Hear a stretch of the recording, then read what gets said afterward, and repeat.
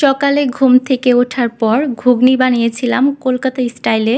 আর এই ঘুগনিটা অনেকটাই আমাদের বাংলাদেশি চটপটির মতোই। আর এই ঘুগনিটা বানানোর জন্য সারা রাত পানিতে ডাবলিটা ভিজিয়ে রেখেছিলাম। সকালে আলু দিয়ে সেদ্ধ করে নিলাম। আর ডাবলিতে অনেক সময় সমস্যা থাকলে সেটা সেদ্ধ হতে চায় না, অনেক টাইম লাগে। এক্ষেত্রে আপনারা প্রেসার কুকারে বসিয়ে দিতে পারেন, এতে সময় খুবই কম লাগে।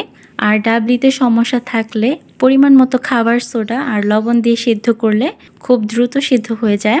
আর ডাবলিটা সিদ্ধ করার পর এই পাশে আমি মিক্স করে নেব সব কিছু। এর জন্য জিরা, ধনিয়া, শুকনা মরিচ, পাঁচফোড়ন ভেজে ব্লেন্ডারে পাউডার করে নিয়েছিলাম। সাথে পেঁয়াজ কুচি, মরিচ কুচি, ধনিয়া পাতা কুচি আর লেবুর রস, তেঁতুল দিয়ে ভালো করে মিক্স করে নিয়েছিলাম। সাথে একটা ম্যাগি মশলা দিয়েছিলাম, এতে টেস্টটা দ্বিগুণ বেড়ে যায়। যারা এইটা বানাবেন ঘুগনি বা চটপটি, অবশ্যই ম্যাগি মশলাটা ব্যবহার করবেন, এতে একদম দোকানের মতো টেস্টটা পাওয়া যায়। আর আমাদের বাংলাদেশি চটপটির মধ্যে শুধু এইখানে চটপটি আর একটা ডিম সেদ্ধ করে গ্রেট করে দেওয়া হয়, তাতেই চটপটি হয়ে যায়।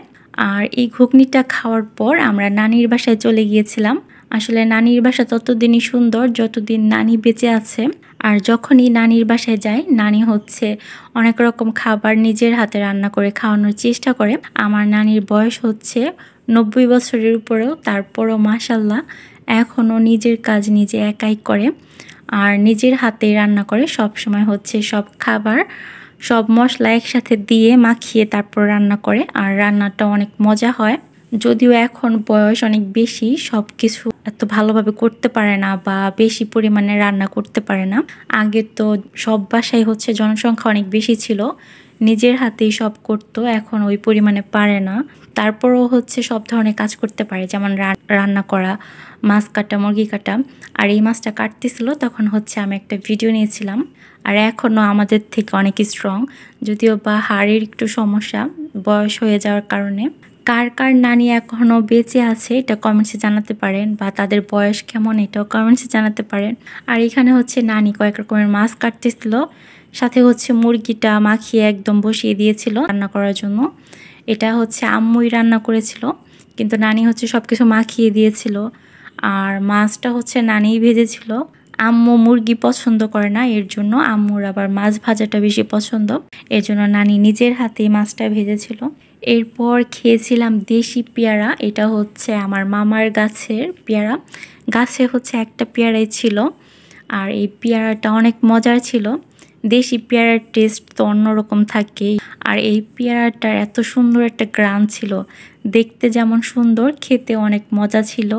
কেনা পেয়ারাগুলি দেখাতে যে কাসন্দ দিয়ে বা তেঁতুল দিয়ে ভর্তা বানালে বেশি মজা হয়, তাছাড়া এমনিতে খাওয়া যায় না। তবে দেশি পেয়ারাটা এমনি খেতেই বেশি মজা লাগে, এটার গ্রানটা অনেক, আবার অনেক রসালো থাকে, ভেতরে অনেক রস থাকে, এটাও খেতে অনেক মজা লাগে।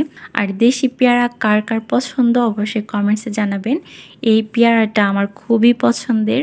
আর পেয়ারার কালারটা অনেক সুন্দর ছিল, যদিও বা ভিডিওতে তেমন একটা ভালো ওঠে নাই। এরপর বাসায় আসার পর রাত্রে খিচুড়ি রান্না করেছিলাম। এটা সবজি খিচুড়ি। আর রাতের দিকে বা সকালের দিকে খিচুড়ি খেতে অনেক ভালো লাগে। আর নরম খিচুড়িটা আমার অনেক পছন্দ। কমেন্টসে জানাবেন কার কার নরম খিচুড়িটা অনেক বেশি পছন্দ।